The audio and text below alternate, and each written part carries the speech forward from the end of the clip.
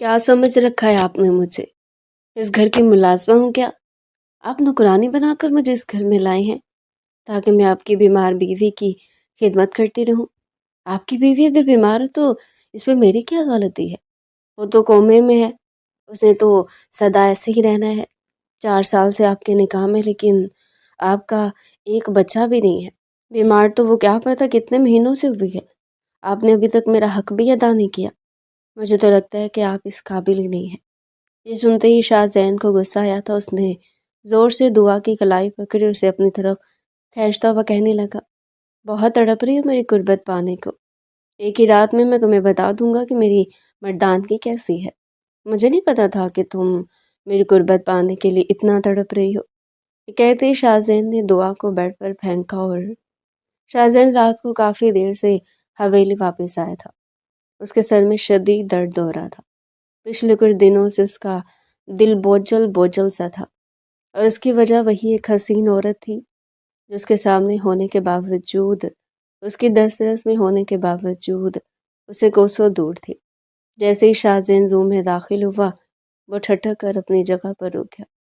दुआ ब्लैक साड़ी में मलबूस शीशे के सामने खड़ी अपने मेकअप को आखिरी टच दे रही थी।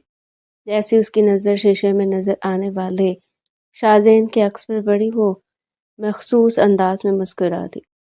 शाहज़ैन का दिल ज़ोर से धड़का था। अपने जज्बात को काबू में रखता हुआ वो चेहरे पर गुस्से के तासुरात सजाकर दुआ की तरफ बढ़ा। ये किस तरह का लिबास पहना हुआ है तुमने? अगर इस हवेली में रहना है तो यहाँ के तौर तरीके सीखने होंगे। जवाब में दुआ ना तो घबराई और ना ही परेशान हुई, बल्कि उसने शाहज़ैन के सीने पर अपने दोनों हाथों को जमाए उसकी आंखों में झांकते हुए दिलफरेब अंदाज में बोले, ये सब कुछ मैंने अपने शौहर के लिए किया है। और दादी जान कहती हैं कि कमरे की चारदीवारी के अंदर अपने शौहर के लिए औरत कोई सा भी लिबास पहन सकती है, बस गैर मर्द की नज़र उस पर नहीं पड़नी चाहिए। आप भी तो मुझे यही कहते थे मिस्टर शाहजहन साहब। शाहजहन की नज़र भटकती हुई उसके बरहना पेट पर जाकर ठहर गई। उसकी पतली कमर शाहजहन का मुसलसल इम्तिहान ले रही थी। मैं बहुत थक गया हूँ, आराम करना चाहता हूँ। उसके पहलू से गुजर कर वॉशरूम की तरफ जाने ही लगा था कि दुआ फिर से उसके सामने जाकर खड़ी होगी। मैं भी थक गई हूँ। उसकी आंखें देखते ही देखते आंसुओं से भीग गई थी। शाहज़ैन जानता था कि वो किस हवाले से बात कर रही है, मगर वो नहीं चाहता था कि उसकी वजह से इस मासूम लड़की की ज़िंदगी बर्बाद हो। आखिर कब तक आप मेरे साथ यूं बेरुखी दिखाते रहेंगे? आखिर मेरा कसूर क्या है? मुझे सिर्फ इतना बता दें। मैं आपकी बीवी होने के बावजूद भी इस घर में नौकरानियों जैसी जिंदगी गुजारी हूँ। वह अचानक से फट पड़ी थी। अपनी आवाज़ नीची रखो। मुझे ऊंची आवाज़ में बातें करती हुई औरतें अच्छी नहीं लगती हैं। मुझे भी वो मर्द अच्छे नहीं लगते हैं जो अपनी औरत को उसका हक अदा करने से डरते हैं। कहीं आपको ये डर तो नहीं कि मेरे नज़दीक आने से आपकी असलियत सारी दुनिया की नज़रों के सामने आ जाएगी? क्या मतलब है तुम्हारा? तुम कहना क्या चाहती हो? शाहज़ैन के तो तन बदन पर आग लग गई थी। आपकी पहली बीवी तो कुछ बोल नहीं सकती। शायद इसी वजह से आप मेरे नज़दीक नहीं आ रहे, क्योंकि आप मेरा हक अदा करने के काबिल ही नहीं हैं। उसने बड़ी हिम्मत करके ये अल्फाज अदा किए थे, क्योंकि उसके सब्र का पैमाना भी लबरेज हो चुका था। वो नहीं जानती थी कि इन अल्फाज के बाद वो अपने साथ कितनी बड़ी ज़्यादती कर चुकी है। शाहज़ैन ने अगले लम्हे उसकी कमर पर हाथ डाला और उसे एक झटके से अपने नज़दीक कर लिया। अगर तुम्हें ये गलत फहमी है तो आज तुम्हारी ये गलत फहमी मैं दूर कर देता हूँ। तुम इस काबिल ही नहीं हो कि तुम्हारे साथ भलाई का रवैया रखा जाए। अपनी कमर पर उसके हाथों की मजबूत गिरफ्त को महसूस करते हुए दुआ के लबों से दर्द भरी सिसकी निकली। वो शाहजैन की आंखों में वहशत देखकर बहुत ज़्यादा डर गई थी। वैसा तो नहीं चाहती थी कि शाहजैन उसे अपने इंतकाम की नज़र कर दे। वो तो बस उसकी गुर्बत को महसूस करके उसके साथ प्यार भरे कुछ लम्हात गुजारना चाहते थे। मुझे माफ़ कर दे। उसकी सारी हिम्मत थोड़ी ही देर में हवा हो गई थी। आंखें फिर से आंसुओं से भीग गई थी, लेकिन अब शाहजैन को परवाह नहीं थी। میں 2 منٹ میں فریش ہو کر آتا ہوں، یہیں پر ہی میرا ویٹ کرنا۔ خبردار جو یہاں سے فرار ہونے کی کوشش کی ورنہ جان سے مار ڈالوں گا۔ ایک ایک لفظ کو جب آتا ہوا وہ واش روم کی طرف جانے ہی لگا تھا کہ محترمہ نے باہر کی طرف بھاگنے کی کوشش کی، لیکن اس سے پہلے دروازے کو لوک لگا کر شازیہ نے اس کی کوششوں کو بھی ناکام بنا گیا۔ آنکھوں ہی آنکھوں میں اسے دھمکاتا ہوا وہ واش روم میں چلا گیا، جبکہ دعا کو سمجھ نہیں آ رہی تھی کہ وہ کیا کرے۔ اس کا دل کر رہا تھا کہ وہ اپنے بال زور زور سے کھینچنا شروع کر دے۔ اب میں کیا کروں؟ اس انسان نے تو مجھے جان سے مار دینا ہے نا، وہ ایسا نہیں کر سکتا۔ مجھے کیا ضرورت تھی اتنی بڑی بات اپنے منہ سے نکالنے کی؟ خوف کے مارے اس کی حالت خراب ہونے لگی تھی۔ وہ شاہزین سے محبت کرتی تھی اور چاہتی تھی کہ شاہزین بہت ہی پیار سے، بہت ہی محبت سے اسے اپنے اندر ضم کر لے اور اسے اپنی باہوں میں سمیٹ لے۔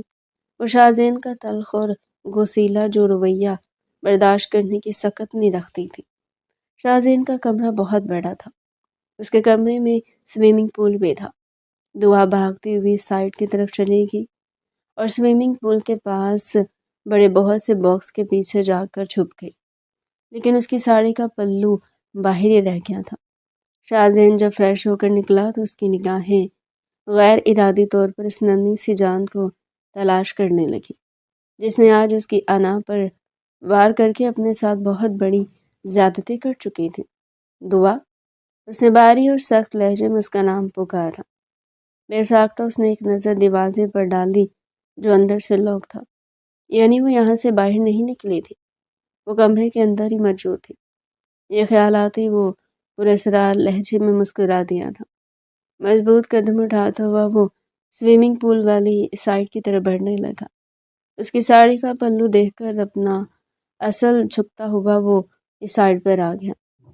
اس نے دعا کو مخاطب نہیں کیا تھا، بلکہ اس نے دعا کی ساڑی کا پلو پکڑ کر ہلکا سا کھینچا تھا۔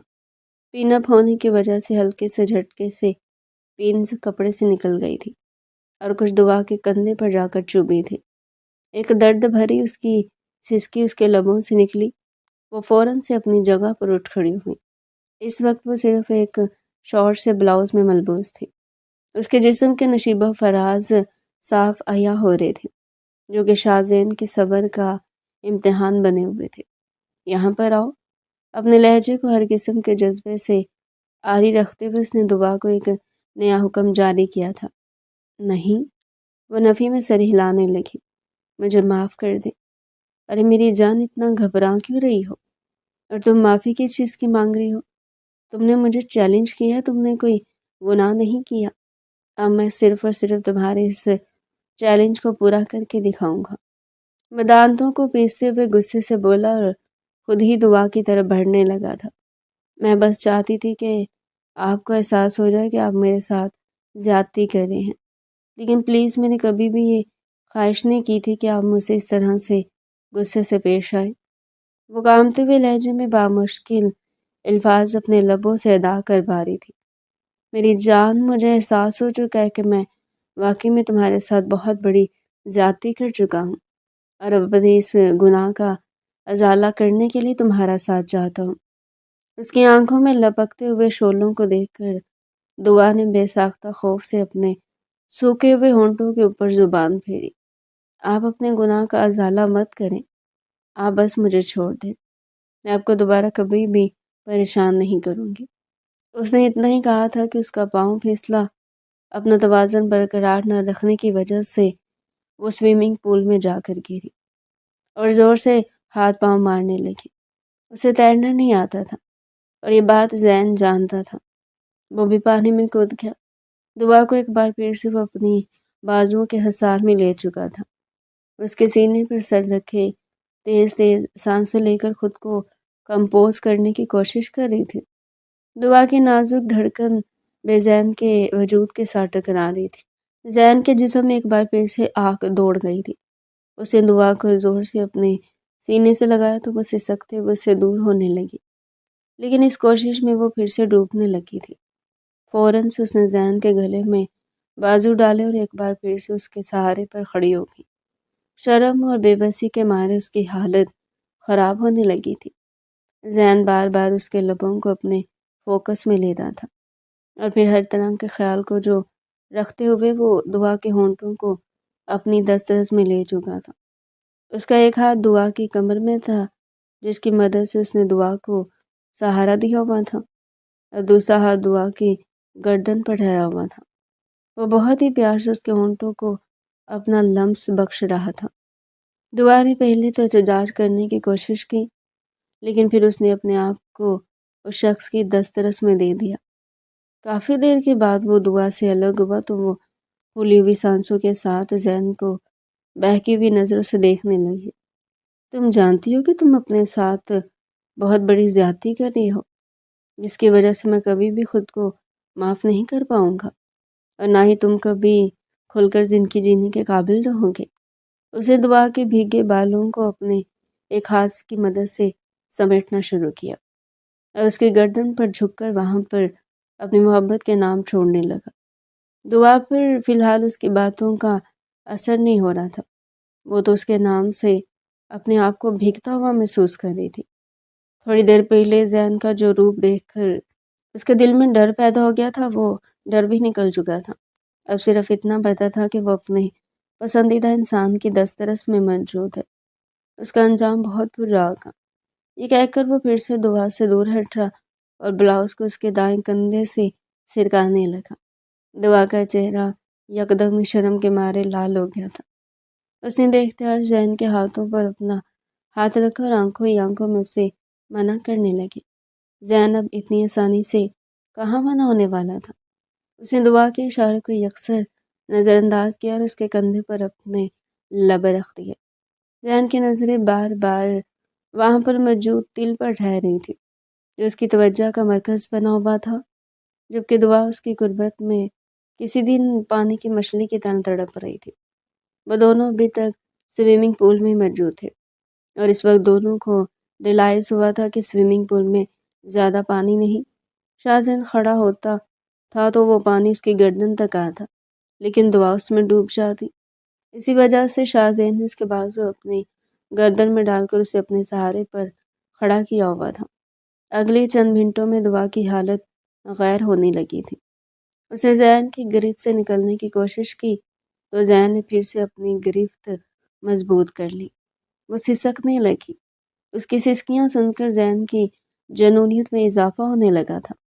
وہ دعا کا پلو کھسکاتا ہوا نیچے کی طرف بڑھنے لگا تھا کہ دعا نے بے اختیار اس کے بالوں کو اپنے بالوں کے شکنجے میں لیا، لیکن اس خوف سے نہیں کھینچا کہیں ایسا نہ ہو زین کو برا لگ جائے۔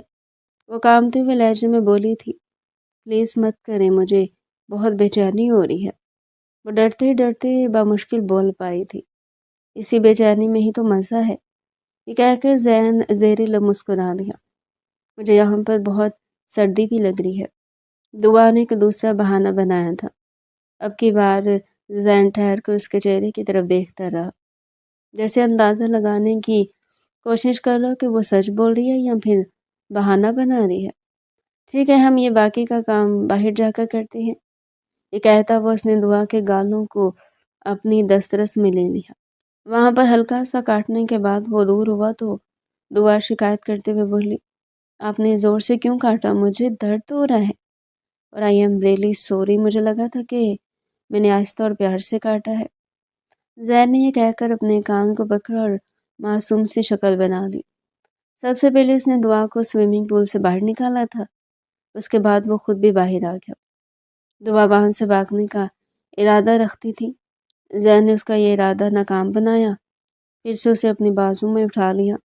آج تو تم چاہ کر بھی مجھ سے دور نہیں جا سکتی ہو، وہ ایک ایک لفظ کو چباتے ہوئے بولا تھا۔ جیسے اسے دعا کے پچھلے الفاظ یاد آئے، اس کے ماتھے پر بل پڑ گئے تھے، اور دعا کو اندازہ ہو گیا تھا کہ وہ پچھلی بات کی وجہ سے پھر سے غصے میں آ گیا ہے۔ اس نے اپنے نازک سے ہاتھ سے زین کے چہرے پر ہاتھ رکھا۔ آئی ایم ریئلی سوری، میں یہ سب کچھ نہیں کہنا چاہتی تھی، مگر مجھے سمجھ نہیں آ رہا تھا کہ میں ایسا کیا کروں کہ آپ میرے وجود کو قبول کر لیں۔ آپ سوچ بھی نہیں سکتے تھے کہ آپ کی اس بے رخی کی وجہ سے میں کتنی ٹینشن میں تھی۔ آپ کا دھوپ چھاؤں جیسا رویہ مجھے پریشان کر رہا تھا۔ میں صرف ایک شرط پر تمہیں معاف کروں گا۔ کون سی شرط؟ آپ مجھے بتائیں، میں آپ کی ہر بات ماننے کے لیے تیار ہوں۔ سوچ لو، میں نے سوچ لیا ہے، دعا نے پرجکین لہجے میں کہا تھا۔ اب مجھے دوبارہ تمہاری آواز سنائی نہ دے، اور نہ ہی تم مجھے ڈسٹرب کرو۔ اگر تم نے مجھے ڈسٹرب کرنے کی کوشش کی تو میں پھر سے تمہارے ساتھ سخت رویہ رکھوں گا جو تم برداشت نہیں کر پاؤ گے۔ یہ کہہ کر اس نے دعا کو بہت ہی احتیاط کے ساتھ بیٹھ کے اوپر لٹایا تھا۔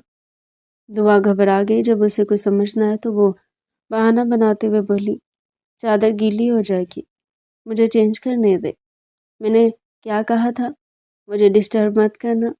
یہ کہہ کر وہ شدت کے ساتھ اس کے لبوں پر جھک گیا تھا۔ اس بار اس کی گرفت بہت زیادہ مضبوط ہوتی، وہاں پر پیار اور محبت کا عنصر بالکل بھی نہیں تھا، صرف اور صرف جنونیت تھی۔ دعا کو اپنی سانس سے اکھڑتی ہوئی محسوس ہونے لگی تھی۔ اس نے محترم کے سینے پر ہاتھ رکھ کر اسے خود سے دور دھکیلنے کی کوشش کی، لیکن اس میں بھی بری طرح سے ناکام ہو گئی، کیونکہ وہ اس کی مضبوط جسامت کا مقابلہ نہیں کر سکتی تھی۔ ذہن اسے الگ ہوا تو اس کی آنکھوں میں غصے کے شعلے لپک رہے تھے۔ آئی ایم ریئلی سوری، دعا نے بھیگے ہوئے لہجے میں کہا، اور اس کے سینے پر اپنا سر رکھ دیا۔ ذہن پھر سے اسے خود میں سمیٹنے لگا تھا۔ جیسے ہی ذہن نے اس کا پلو اس کے وجود سے الگ کرنے کی کوشش کی تو دعا نے پھر سے شرم سے نفی میں گردن ہلا دی۔ پہلے آپ لائٹ آف کر دیں، اس طرح سے مجھے بہت شرم آ رہی ہے۔ اس کے بعد یہ دعا پر ذہن کا آخری احسان تھا۔ اس نے لائٹ آف کر دی تھی۔ جب وہ ازدواجی تعلق بنانے لگا تو دعا کو لگا کہ وہ بہت ہی سختی سے پیش آئے گا، لیکن ذہن نے بہت ہی پیار کے ساتھ اس کو خود میں سمیٹا تھا اور اپنے آپ کو اس کے اندر اتارا تھا۔ یہاں پر بھی اسے تھوڑی سی تکلیف ہوتی، ذہن فوراً سے رک جاتا۔ یہی وجہ تھی کہ دعا کے دل کے اندر ذہن کے لیے محبت بڑھ گئی تھی۔ پہلے سے بھی زیادہ اس کی عزت کرنے لگے تھے۔ صبح جب وہ سو کر اٹھی تو ذہن اس کے پہلو میں ہی موجود تھا۔ ذہن کا سر اس کے بازو کے اوپر تھا۔ وہ شرماتے ہوئے اٹھنے لگی تھی کہ ذہن نے اسے خود میں نزدیک کر لیا۔ ذہن کا چہرہ اس کے نازک دھڑکنوں کے ساتھ ٹچ ہو رہا تھا، جس کی وجہ سے اس کے اندر جذبات پھر سے بھڑکنے لگے تھے۔ اس کے سامنے سے بولنے لگے تھے، مجھے واش روم جانا ہے۔ اسے بہانہ بنایا اور پھر اپنے اس بہانے پر شرمندہ ہوگی، لیکن ذہن کو معلوم تھا کہ وہ جھوٹ بولنی ہے اور بہانہ کرنی ہے۔ اس نے اپنی گرفت مزید مضبوطی سے جمائی تو بے ساختہ دعا کے لبوں سے سسکیاں نکلنے لگی، جن کو سنتے ہوئے ذہن پھر سے مدہوش ہونے لگا تھا۔ اسے پہلے کہ وہ گستاخیاں کرتا اور اس کو دوبارہ سے اپنی دسترس میں لے کر اس پر اپنی محبت نچھاور کرتا، اس کا موبائل بجنے لگا۔ دعا تو جیسے اسی چیز کا انتظار کر رہی تھی۔ اس نے کمال پھرتی کا مظاہرہ کیا اور اس کی دسترس سے نکلتے ہوئے واش روم کی طرف بھاگ گئی تھی۔ فریش ہونے کے بعد اس نے دیکھا کہ وہ اپنے کپڑے باہر ہی چھوڑ کر آ گئی تھی۔ اس کا دل کر رہا تھا کہ وہ دہاڑے مار مار کر رونا شروع کر دے۔ ذہن ہمت جمع کر کے اس نے ذہن کو پکارا تو دوسری طرف سے اسے کوئی اور آواز سنائی نہیں دی تھی۔ کیا آپ باہر ہیں؟ ذہن جو کہ بالکنی میں کھڑا تھا اور اس کی ساری آوازیں سن رہا تھا، جان بوجھ کر نہیں بول رہا تھا۔ جانتا تھا کہ وہ لڑکی اپنا ڈریس لے کر اندر نہیں گئی ہے اور یقیناً لینے کے لیے باہر آئے گی۔ وہ مطمئن انداز میں بالکنی میں کھڑا ٹھنڈی اور تازہ ہوا کو اپنے اندر اتار رہا تھا اور کہیں نہ کہیں اپنی بیگم صاحبہ کے باہر نکلنے کا بھی انتظار کر رہا تھا، کیونکہ جب بھی وہ لڑکی اس کی قربت میں لال انگارہ ہوتی تھی اور شرماتی گھبراتی تھی تو ذہن کو بہت ہی اچھا لگتا تھا اور اسے دعا پر بہت ہی زیادہ پیار آتا تھا۔ دوسری طرف دعا نے پوری طرح سے تسلی کر لی۔ ہلکا سا باہر جھانک کر دیکھا تو وہ کمرے میں موجود نہیں تھا۔ یقیناً باہر ہوں گے یا پھر آفس کے لیے نکل گئے ہوں گے۔ اس نے اتنا بھی نہیں سوچا تھا کہ منہ دھوئے بغیر کون آفس میں جاتا ہے۔ بس اپنے اسی خیال کو سچ مانتے ہوئے اپنے گرد ٹاول لپیٹ کر وہ باہر آ گئی۔ جیسے ہی وہ اپنے لیے الماریوں سے کپڑے نکالنے لگی، اس نے کسی کے ہاتھوں کی سرسراہٹ کو اپنے کمر پر محسوس کیا۔ اگلی لمحے ذہن اس کے کانوں میں جھکا اور دھیمے مگر گہرے لہجے میں بولا، گڈ مارننگ مائی بیبی۔ یہ سنتے ہی اس کی حالت غیر ہونے لگی تھی۔ اس نے بے اختیار اپنے ٹاول کو پکڑ لیا تھا اور اسے سنبھالنے کی کوشش کی تھی، کیونکہ ذہن کی بڑھتی ہوئی جسارتیں اسے بہت کچھ بابر کروا چکی تھی، جنہیں سوچ کر ہی اس کی حالت اور غیر ہونے لگی تھی۔ آپ نے مجھ سے جھوٹ بولا ہے، میں نے تو کچھ کہا ہی نہیں ہے۔ تو وہ اس وقت کیوں نہیں بول رہے تھے جب میں پوچھ رہی تھی کہ آپ باہر ہیں یا نہیں؟ اگر میں کہہ دیتا تو تمہارا یہ خوبصورت روپ نہ دیکھ پاتا۔ یہ کہہ کر ذہن نے اپنے ہاتھ اس کے بالوں میں پھنسا لیے اور اسے ایک جھٹکے سے اپنے قریب کر لیا۔ ذہن کے ہاتھ کو اپنے ٹاول پر محسوس کرتے ہوئے وہ بری طرح سے گھبرا رہی تھی۔ پلیز اب تو لائٹ بھی آف نہیں ہے، آپ سب کچھ دیکھ لیں گے۔ یہ سن کر وہ اپنی گردن پیچھے کی طرف گرا کر بے ساختہ ہنسنے لگا۔ وہ اتنا ہنسا تھا کہ اس کی آنکھوں میں پانی آ گیا تھا۔ تمہیں کیا لگتا ہے کہ یہ سب کچھ میں نے پہلے نہیں دیکھا ہوا؟ جواب میں دعا نے معصومیت سے نفی میں گردن ہلا دی تھی۔ رات کو تو ویسے بھی لائٹ آف تھی، لیکن جب تم سو رہی تھی تب تو میں نے سب کچھ دیکھ لیا تھا۔ یہ سن کر اس کے گال پھر سے شرم کے مارے دہکنے لگے تھے۔ آج بھی جب میں سو رہی تھی تو آپ رات کو دیکھ لیجیے گا، ابھی نہ دیکھیں، ابھی مجھے یہاں سے جانے دے، اس نے منت بھرے لہجے میں کہا۔ ذہن اتنی آسانی سے اسے نہیں بخشنا چاہتا تھا۔ اس نے محترمہ کو اپنی بازو میں اٹھایا اور ڈریسنگ ٹیبل کے اوپر لے جا کر بیٹھا دیا۔ اس کا ماتھا ذہن کے لبوں کے ساتھ ٹچ ہو رہا تھا۔ ذہن محبت بھرے انداز میں اس کے چہرے کے ایک ایک نقش کو دیکھ رہا تھا اور انہیں حفظ کر رہا تھا۔ تم بہت ہی پیاری ہو، تم سوچ بھی نہیں سکتی کہ تم کس قدر حسین ہو۔ جب میں نے تمہیں پہلی بار دیکھا تھا تبھی میں تمہارا دیوانہ ہو گیا تھا۔ مجھے لگا تھا کہ تمہارے حسن کی وجہ سے میں تم سے محبت کر بیٹھا ہوں، اور یہ محبت وقت گزرنے کے ساتھ ساتھ کم ہو جائے گی، لیکن جیسے جیسے میں نے تمہیں جاننا شروع کیا اور جیسے جیسے میں نے تمہیں پرکھا تم میرے دل میں اترتی چلے گی۔ تم سوچ بھی نہیں سکتی ہو کہ تم میرے لیے کتنی اہم ہو۔ یہ کہہ کر ذہن نے اپنا ماتھا اس کے ماتھے کے ساتھ ٹکا دیا تھا۔ تو پھر آپ میرے قریب کیوں نہیں آ رہے تھے؟ آپ مجھ سے دور کیوں بھاگ رہے تھے؟ مجھے تو کبھی کبھار ایسا لگتا ہے کہ آپ مجھ سے شدید ترین نفرت کرتے ہیں اور آپ کو میری ذات سے گھن محسوس ہوتی ہے۔ مجھے لگتا تھا کہ میرا حسن کسی کام کا نہیں ہے۔ کبھی کبھار تو مجھے اپنے حسین ہونے پر بھی رونا آتا تھا۔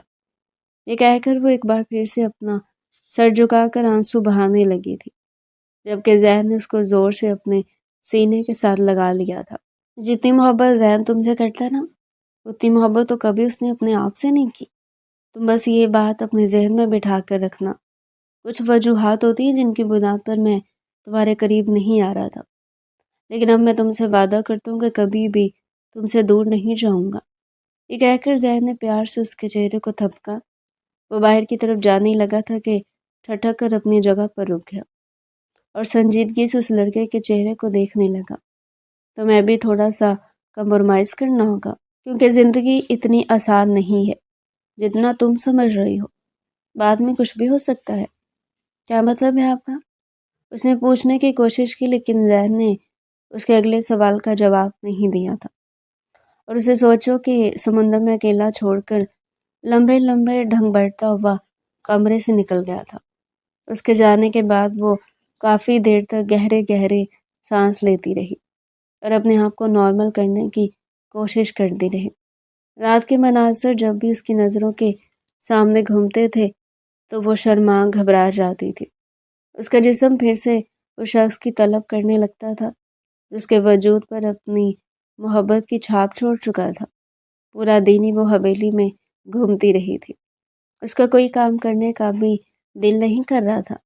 3 سے 4 بار اس نے ڈریس چینج کر کے دیکھا تھا، لیکن اسے سمجھ نہیں آ رہا تھا کہ وہ کون سا ڈریس سلیکٹ کرے۔ پھر وہ بھاگتی ہوئی نیچے گئی۔ دوسری طرف ذہن اس وقت ہاسپٹل میں موجود تھا۔ سامنے پلوشا بیڈ پر نیم دراز تھی۔ اسے ہوش آ چکا تھا اور ڈاکٹر نے اسے اسی وجہ سے ہاسپٹل واپس بلایا تھا۔ ذہن کی نظروں کے سامنے بار بار اس کی معصوم بیوی کا چہرہ گھوم رہا تھا۔ سب سے زیادہ غصہ تو اسے اپنے اوپر آ رہا تھا۔ وہ یہ سب کچھ نہیں کرنا چاہتا تھا جو رات کے وقت ہو گیا تھا۔ پلوشا نے ہلکی ہلکی آنکھیں کھولی تو سامنے زین بیٹھا ہوا تھا۔ اسے دیکھ کر پلوشا نے فوراً سے اپنی آنکھیں بند کر لی۔ اس کی چالاکی کو محسوس کرتے ہوئے زین نے غصے سے اپنا سر جھٹکا۔ مجھے لگا تھا کہ تمہیں ہوش کی دنیا میں واپس آنے میں بھی 3-4 گھنٹے لگ جائیں گے، لیکن تم تو ہوش میں آتی پھر سے وہی پلوشا بن گئی ہو جسے مجھے شدید نفرت تھی۔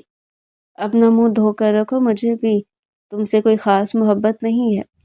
اب کی بار پلوشا نے اپنی ساری آنکھیں کھولی اور ایک ایک لفظ کو چباتے ہوئے نفرت بھرے لہجے میں بولی تھی۔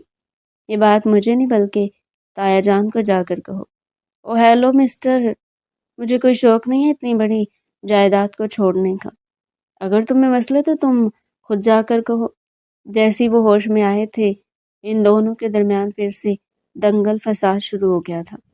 ان دونوں کو دیکھ کر لگ ہی نہیں رہا تھا کہ وہ ایک دوسرے کے میاں بیوی ہیں اور 20 سالوں کے بعد کوما سے نکلی ہے۔ اصل میں پلوشا ہوش رات کے وقت ہی آ گیا تھا اور رات کے وقت سنبھلنے میں اسے واقعی میں بہت زیادہ مشکل پیش آئی تھی۔ اس کے قریب جو نرس بیٹھی ہوئی تھی اسے چھوٹے موٹے سوالات پوچھ رہی تھی۔ رات کو وہ بہت زیادہ روتی بھی رہی تھی کیونکہ اس کی زندگی کے اتنے خوبصورت سال ضائع ہو گئے تھے۔ اپنے دل کو ہلکا کرنے کے بعد اب اس کی ملاقات اس کی زندگی کے سب سے خاص شخص کے ساتھ ہو رہی تھی جو اسے ایک نظر بھی نہیں بھاتا تھا۔ ان دونوں کا نکاح تایا جان کے حکم پر ہوا تھا۔ وہ دونوں ایک دوسرے کو پسند نہیں کرتے تھے، بچپن سے ہی ایک دوسرے کے دشمن تھے ایک دوسرے کی ٹانگ کھینچنے میں مصروف رہتے تھے۔ پلوشا کو تو زین اس وجہ سے زہر لگتا تھا کیونکہ وہ کتابی کیڑا تھا، ہر بار ہی ٹاپ کرتا تھا اور ٹرافیاں لے کر آتا تھا، جبکہ اس کے مقابلے میں پلوشا بالکل زیرو تھی۔ پڑھائی میں تو اس کا دور دور تک کوئی انٹرسٹ ہی نہیں تھا، وہ مشکل ہی پاس ہوتی تھی۔ ایک بار FSC میں اس کی سیپلی آ گئی تھی جبکہ اسی سال ہی زین نے ضلع میں ٹاپ کیا تھا، جس کی وجہ سے تایا جان نے پلوشا کو بہت زیادہ ڈانٹا تھا۔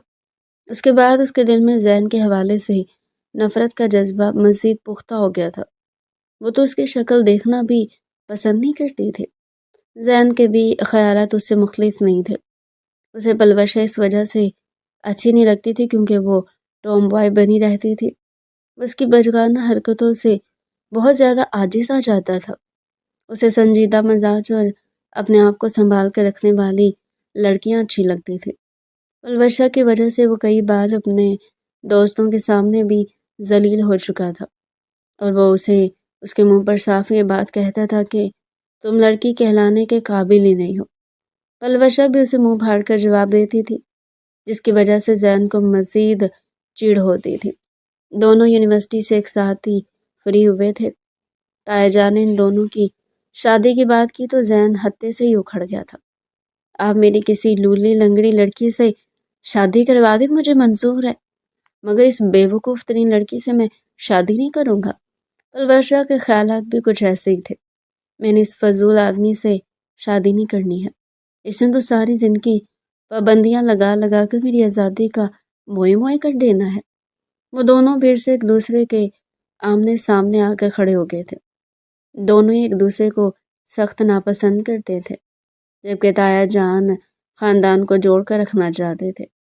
اسی وجہ سے انہوں نے شرط رکھ دی تھی کہ تم میں سے جو بھی شادی سے انکار کرے گا اسے اپنی جائیداد سے ہاتھ دھونے پڑیں گے اور اس خاندان کے سارے رشتہ ختم کرنا ہوگا۔ وہ دونوں ہی پیسے کو پسند کرتے تھے اور اپنی جائیداد چھوڑنے کے لیے کوئی بھی تیار نہیں تھا۔ پلوشا کو بہت زیادہ رونا آ رہا تھا۔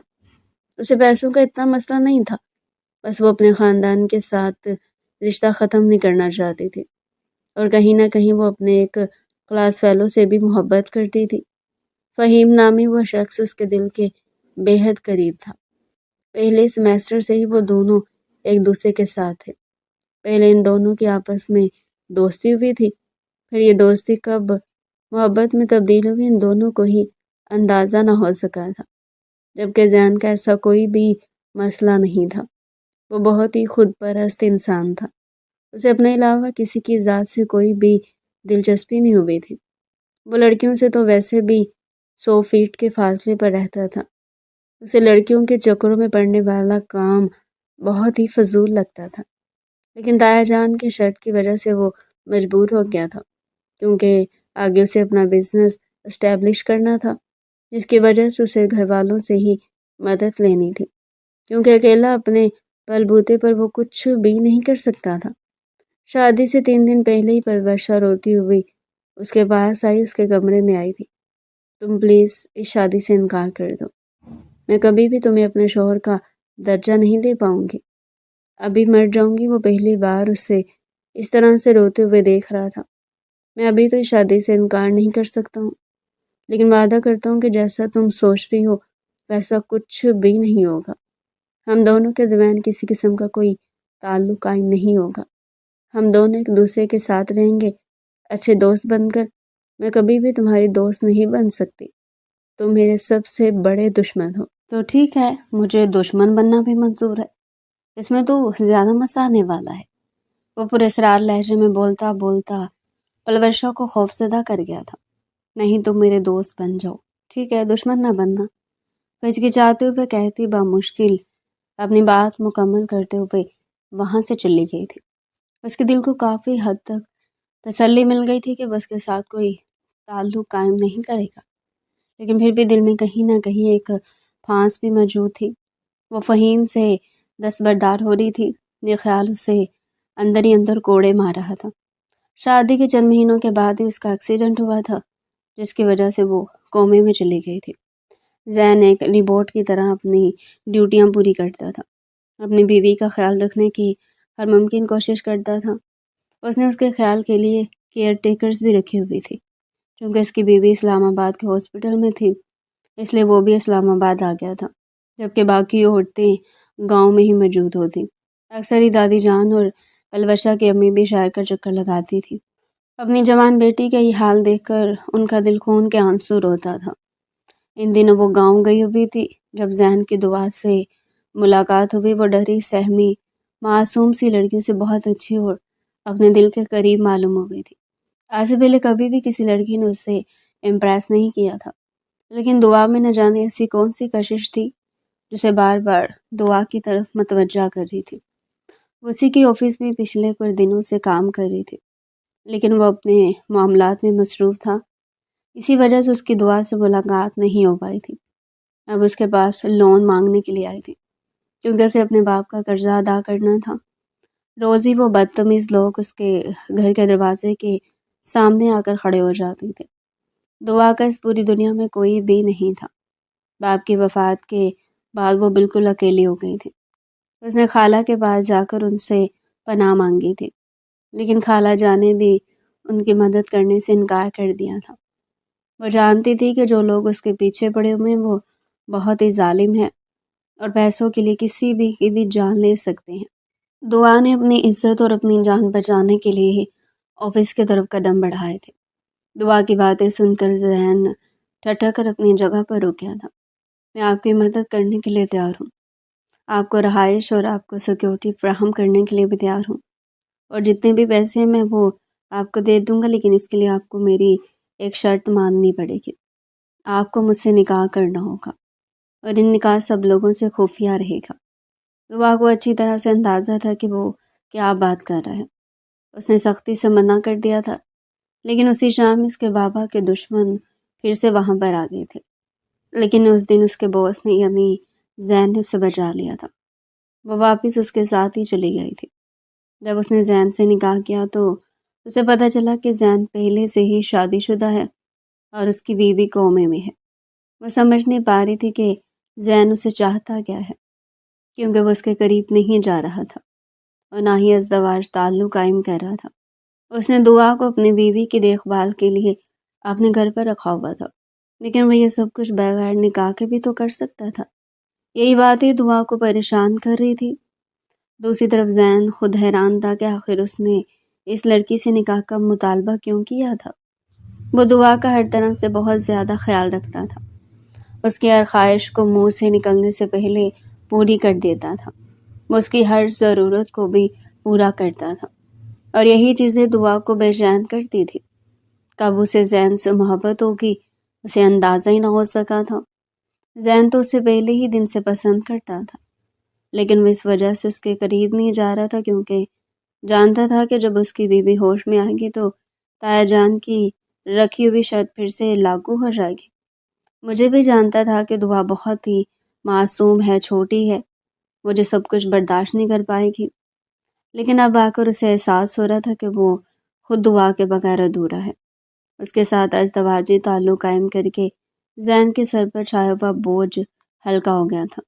جب وہ پلورشا سے ملنے کے لیے آیا تب بھی اس کے ذہن میں صرف اور صرف دعا کا چہرہ ہی گھوم رہا تھا، جبکہ پلورشا کے ذہن میں فہیم نہ جانے وہ کہاں ہوگا، کس حال میں ہوگا۔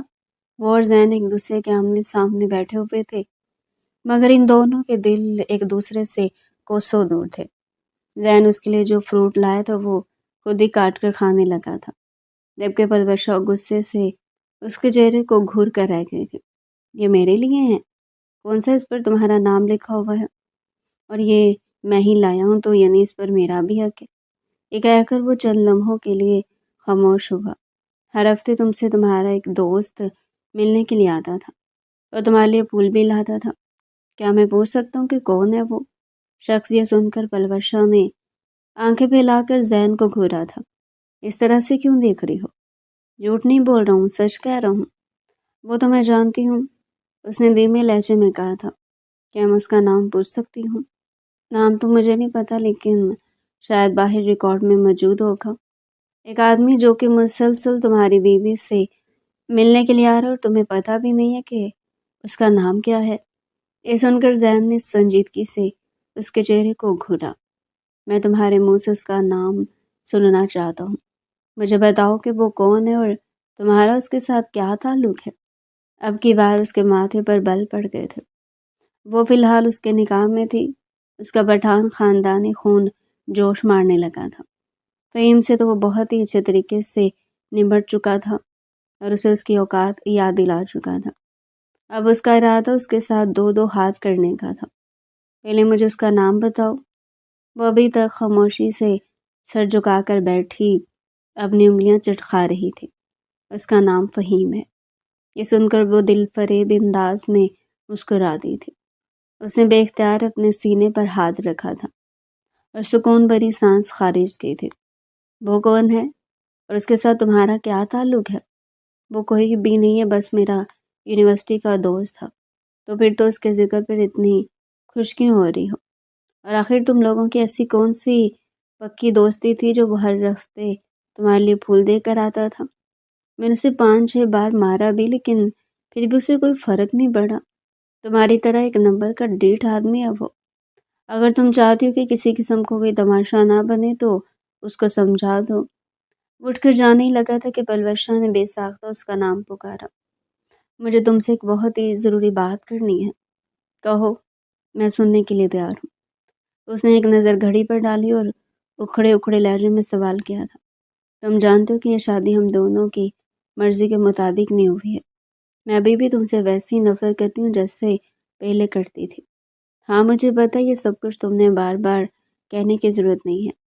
تو میں چاہتی ہوں کہ تم مجھے طلاق دے دو۔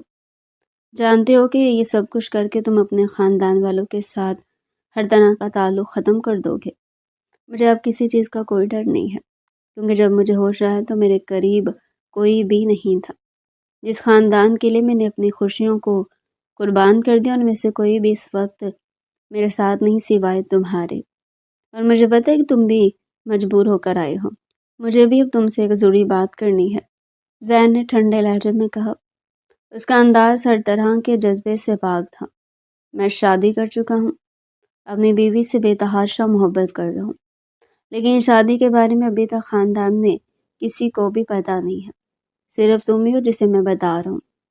میں بہت ہی جلد خاندان والوں کے سامنے بھی اپنی شادی کا اعلان کر دوں گا۔ اگر تو تم اس کے ساتھ میری زندگی میں رہ سکتی ہے تو یہ تمہاری اعلیٰ ظرفی ہوگی، لیکن اگر تم اس بات کو بنیاد بنا کر میرے ساتھ تعلق ختم کرنا چاہو تو تمہاری مرضی ہے۔ اس طرح سے تمہارے اوپر کوئی بات بھی نہیں آئے گی۔ آخر میں وہ دل فریب انداز میں مسکرا دیا تھا، جبکہ پلورشا اس کی بات کا مطلب سمجھتی ہوئی بھیگی آنکھوں سے ساتھ ہنسی۔ تمہارے یہ احسان میں کبھی بھی نہیں بھولوں گی، وہ چہکتے ہوئے لہجے میں بولی تھی۔ حیرت انگیز طور پر اسے فہیم کا نمبر ابھی بھی یاد تھا۔ شادی سے پہلے بھی وہ اس کے ساتھ رابطے میں تھی اور اس نے فہیم کو یہ بات بتائی ہوئی تھی کہ اس شادی میں میری کنسنس شامل نہیں تھی۔ میں تو اس کو پسند بھی نہیں کرتی ہوں، مجھے اس سے شادی کرنے پر مجبور کیا گیا ہے۔ اگر مجھے آگے یہ موقع ملے تو میں اس کو چھوڑ کر تم سے نکاح کر لوں۔ فہیم بھی اس کے اسی آسرے پر بیٹھا ہوا تھا۔ پلور شاہ حویلی واپس آ چکی تھی جبکہ زین پھر سے دعا کے پاس چلا گیا تھا۔ جب وہ گھر کے اندر داخل ہوا تو وہ بلیو کلر کے ڈریس میں ملبوس صوفے کے ساتھ ٹیک لگا کر سوئی چھوٹے چھوٹے خراٹے لے رہی تھی۔ اس وقت زین کے لبوں سے ہر طرح کی ٹینشن نکل چکی تھی۔ اسے صرف اتنا پتا تھا کہ اس کی پسندیدہ عورت اس کے پاس موجود ہے۔ اس کے پاس گیا، اس نے دعا کو اپنے بازوؤں کے گھیرے میں لیا اور دل فریب انداز میں بولا، بیگم صاحبہ اٹھ جاؤ، میں آ چکا ہوں۔ اس نے دعا کے کانوں کے لو کو ہلکا سا اپنے دانتوں میں دبایا تو وہ کسمساتے ہوئے اٹھ گئے۔ اسے اپنی انتہائی نزدیک دیکھ کر وہ پھر سے شرما گئی تھی۔ مجھے لگتا ہے کہ تمہاری شرم نے کبھی بھی دور نہیں کر پاؤں گا۔ دادی کہتی ہیں کہ بیویاں بے شرم اچھی نہیں لگتی ہیں۔ فی الحال تو تم اپنا یہ دادی نامہ چھوڑو۔ آج کے بعد میں تمہیں جو کچھ بتاؤں گا نا، تمہیں وہی کچھ یاد کرنا ہوگا اور انہی باتوں پر ہی عمل کرنا ہوگا۔ سمجھ آ رہی ہے نا؟ اس کی چھوٹی سی ناک کو کھینچتے ہوئے بولا، لیکن دادی تو آپ سے بڑی ہیں، ان کے پاس تجربہ زیادہ ہے۔ زین آنکھیں چھوٹی چھوٹی کر کے اس کو گھورنے لگا تھا۔ کیا ان کے پاس آکسفورڈ کی ڈگری تھی؟ اب کی بار دعا نے معصومیت سے نفی میں سر ہلا دیا۔ وہ تو میرے پاس بھی نہیں ہے، لیکن پھر بھی میں آپ سے زیادہ سمجھدار ہوں۔ یہ سن کر وہ کھل کر مسکرا دیا۔ اس نے دعا کو ایک بار پھر سے اپنے نزدیک کر لیا تھا۔ مجھے تم سے ایک بہت ہی ضروری بات کرنی ہے، لیکن پریشان نہیں ہونا۔ یہ کہہ کر اس نے دعا کے بالوں کو پیار سے سنوارا تھا۔ پلوشا کو ہوش آ چکا ہے۔ یہ سن کر اس کا دل تیزی سے دھڑکا تھا۔ اس کے چہرے کے تاثرات ایک دم سے بگڑ گئے تھے۔ خوف سے اس کی آنکھیں پھیل گئی تھی۔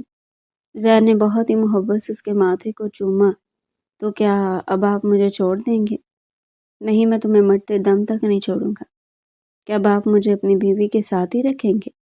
وہ میرے ساتھ نہیں رہے گی، ہم دونوں جلدی ایک دوسرے سے الگ ہونے والے ہیں۔ پلیز آپ میری وجہ سے کسی کی زندگی برباد نہ کیجیے گا۔ کیا ہو گیا دعا؟ تمہاری وجہ سے کچھ بھی نہیں ہو رہا۔ وہ کسی اور کو پسند کرتی ہے اور میں تم سے محبت کرتا ہوں۔ اگر میں اسے اپنے ساتھ زبردستی باندھ کر رکھوں گا تو ہم دونوں میں سے کوئی بھی خوش نہیں رہ پائے گا۔ اسے صرف ایک نہیں بلکہ 4 زندگیاں برباد ہوں گی۔ اس کے بعد اس نے دعا کو ساری باتیں سمجھا لی تھی۔ اب اسے مساویلی میں جا کر گھر والوں سے اس بارے میں تفصیل سے بات کرنی تھی۔ تمہیں میرے ساتھ جانا ہے، ٹھیک ہے نا؟ اور ٹینشن نہ لینا، کسی بھی چیز کی وجہ سے پریشان مت ہونا۔ وہ پہلے پلوشا کو حویلی لے کر گیا تھا۔ محترمہ کو تو بچپن سے ہی ایکٹنگ آتی تھی، اور جہاں پر اوور ایکٹنگ کی باری آتی وہاں پر بھی محترمہ پیش ہوتی تھی۔ جیسی دادی جان نے اس کی خیریت دریافت کرنے کے بعد اسی سے زین کے بارے میں سوال کیا تو آنکھوں میں موٹے موٹے آنسو سجا کر ان کے گلے لگ کر پھوٹ پھوٹ کر رونے لگے۔ غضب ہو گیا دادی جان، غضب۔ اب میں مزید اس انسان کے ساتھ نہیں رہ سکتی ہوں۔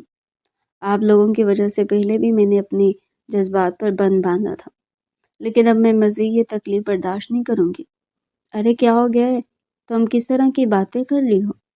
تایا جان اسے اس طرح سے پھوٹ پھوٹ کر روتا دیکھ کر بہت زیادہ پریشان ہو گئے تھے۔ اگر اس نالائق نے کوئی غلطی کی ہے تو مجھے بتاؤ، میں اس کے کان کھینچتا ہوں۔ انہوں نے دو ٹوک انداز میں کہا، اس نے غلطی نہیں کی ہے بلکہ محبت میں شرک کیا ہے۔ اس نے میری غیر موجودگی میں دوسری شادی کر لی ہے۔ صرف یہی نہیں بلکہ وہ مجھ سے اپنی بیوی کو بھی ملوانے کے لیے لایا تھا۔ میں اس انسان کے ساتھ مزید ایک سیکنڈ بھی نہیں رہوں گی۔ مجھے اس سے الگ ہونا ہے۔ اپنی ہر چیز برداشت کر سکتی ہوں لیکن شیئرنگ برداشت نہیں کر سکتی ہوں۔ آپ لوگوں کو بھی پتہ ہے کہ بچپن سے میری یہ عادت نہیں رہی کہ میں اپنی چیز کسی اور کے ساتھ بانٹوں۔ تو پھر ایک انسان تھا، اس نے میرے ساتھ دھوکہ کیا ہے، بے وفائی کی ہے۔ تایا جان کے تن بدن پر آگ لگ گئی تھی۔ بس انسان کے چلاکی پر بل کھا کر رہ گئے تھے، جس نے ساری جائیداد ایڈوانس میں ہی اپنے نام کروائی ہوئی تھی۔ اب تو وہ زین کو جائیداد سے آ کرنے کے بھی دھمکی نہیں دے سکتے تھے۔ زین بھی اطمینان سے دعا کے ساتھ اسلام آباد میں بیٹھا مووی دیکھ رہا تھا۔ حویلی والوں کو اس نے یہ بولا تھا کہ وہاں پر اسے ایک ضروری کام ہے۔ سچ تو یہ تھا کہ وہ اپنی بیوی کو اکیلا چھوڑ کر نہیں جانا چاہتا تھا، کیونکہ وہ اپنی بیوی کی چالاکی اور کم عقلی سے بخوبی واقف تھا۔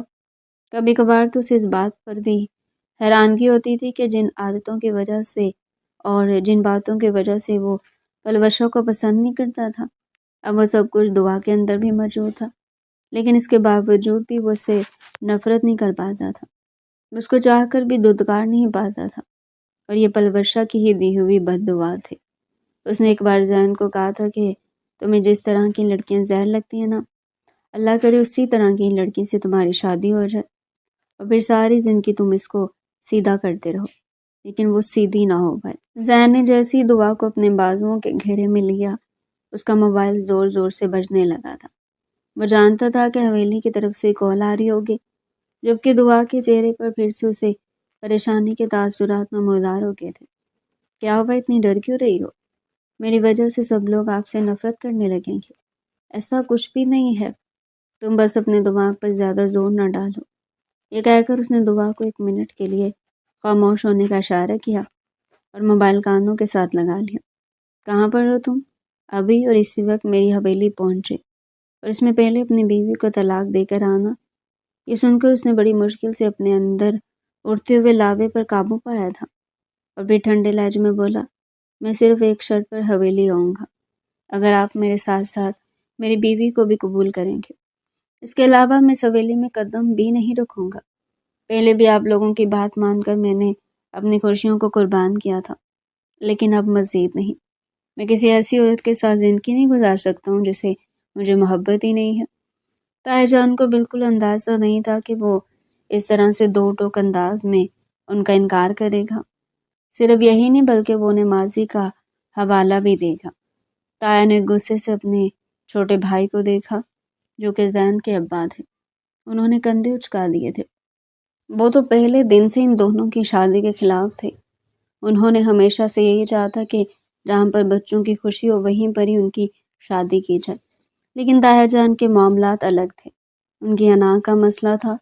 جب ایک بار کوئی بات ان کے لبوں سے نکل جائے تو وہ اس وقت تک اس پر ڈٹے رہتے ہیں جب تک کہ وہ اس بات کو پایہ تکمیل تک نہ پہنچ جاتے، اور اسی وجہ سے انہوں نے ان دونوں کی شادی کے اعلان کے بعد اس وقت تک کوششیں کی تھی جب تک کہ ان دونوں کی رخصتی نہیں ہو گئی تھی۔ دوسری طرف پلوشا نے بھی فہیم سے رابطہ کر لیا تھا۔ وہ بھی اسے ویسے ہی محبت کرنا تھا جیسے پہلے۔ فہیم نے شادی نہیں کی تھی، وہ پلوشا کے علاوہ کسی اور کے بارے میں سوچ بھی نہیں سکتا تھا، اور جانتا تھا کہ پلوشا بھی آخری دم تک اسے صحیح محبت کرتی رہے گی۔ جب سوچ میں آنے کے بعد پلوشا نے اسے پہلی بار کال کی تھی تو وہ کافی دیر تک روتی رہی تھی۔ کیا تم مجھے 6 مہینے کا وقت دے سکتے ہو؟ اس نے اپنے آنسوؤں پر قابو پاتے ہوئے بڑی مشکل سے لبوں سے الفاظ نکالے تھے، میں تمہارے لیے پوری زندگی انتظار کرنے کے لیے تیار ہوں، فہیم نے دو ٹوک لہجے میں کہا تھا۔ وہ بھیگے ہوئے لہجے کے ساتھ مسکرا دی تھی۔ سب سے زیادہ پیار تو اسے زین صاحب پر آ رہا تھا، جس نے ہر طرح کا الزام اپنے سر پر لے لیا تھا اور پلوشا پر کوئی بات نہیں آنے دی تھی۔ زندگی میں پہلی بار اسے وہ شخص برا نہیں لگ رہا تھا۔ وہ دونوں اپنی مکمل رضامندی کے ساتھ ایک دوسرے سے الگ ہوئے تھے۔ طاہر جان نے زین کا حویلی میں داخلہ ختم کروا دیا تھا، جبکہ باقی لوگ اس سے ناراض نہیں تھے۔ دادی جان اکثر ہی زین سے ملنے کے لیے جاتی رہتی تھی۔ انہیں دعا بہت اچھی لگی تھی۔ وہ معصوم اور چھوٹی سی لڑکی ان کو بے حد پسند آئی تھی۔ زین کی امی کی زبان بھی اسے بیٹی بیٹی کہتے نہ تھکتی تھی۔ پلوشا کی عدت مکمل ہو چکی تھی۔ فہیم اس کے لیے رشتہ لے کر آیا تھا۔ اس بار سادگی سے اس کا نکاح ہوا تھا، لیکن یہ نکاح اسے دھوم دھام والی شادی سے کئی گنا زیادہ اچھا لگ رہا تھا، کیونکہ وہ اپنے پسندیدہ انسان کی زندگی میں شامل ہو رہی تھی۔ جب فہیم کو پتہ چلا کہ وہ ابھی تک کنواری ہے تو وہ حیران رہ گیا، یعنی وہ لڑکی اسے اس حد تک محبت کرتی تھی کہ اس نے ابھی تک اپنے آپ کو اس شخص کے لیے بچا کر رکھا ہوا تھا۔ زین نے پلوشا کی شادی کے فوراً بعد ہی اپنے طاہر جان سے معافی مانگ لی تھی۔ وہ ان کو ناراض نہیں کر سکتا تھا۔ اس کے بابا نے بھی اسے یہی نصیحت کی تھی، دعا بھی اس کے ساتھ ہی گئی تھی۔ دل ہی دل میں وہ بہت زیادہ ڈر رہی تھی، لیکن تایا جان جب اس کے سر پر شفقت بڑا ہاتھ رکھا تو ان کا ڈر بھی دور ہو گیا۔ پل ورشا نے رخصتی سے پہلے انہیں سب کچھ اپنے منہ سے سچ بتا دیا تھا، اور تایا جان کو بھی اس بات کا یقین ہو گیا تھا کہ وہ ان دونوں کے ساتھ بہت بڑی زیادتی کر بیٹھے تھے۔ اگر دوبارہ زین کی زندگی میں نہ آتی تو شاید وہ لوگ اسی طرح سے ایک دوسرے سے نفرت کرتے ہوئے اپنی زندگیاں برباد کر دیتے۔ زین کے دل میں دعا کے لیے محبت دن بدن بڑھتی چلی جا رہی تھی۔ 3 مہینوں کے بعد وہ امید سے ہوئی تو ذہن اس کا پہلے سے بھی بڑھ کر خیال رکھنے لگا تھا۔ پل ورشا بھی جب بھی حویلی آتی تھی دعا کے ساتھ ڈھیر سارا وقت گزارتی تھی۔ کچھ عرصے کے بعد فہیم اور زین ایک دوسرے کے بزنس پارٹنر بھی بن گئے تھے۔ ان کے لیے ایک دوسرے کے دل میں جتنی بھی تلخیاں اور نفرت تھی وہ ختم ہو گئی تھی۔ تو ڈیئر پیارے ناظرین، یہ تھا آج کا ہمارا انٹرسٹنگ سا ناول۔ مزید ایسے ہی ناول ہمارے چینل پر ڈیلی سننے کے لیے چینل کو سبسکرائب کریں، ویڈیو کو لائک کریں اور کمنٹ سیکشن میں اپنی رائے لازمی دیں۔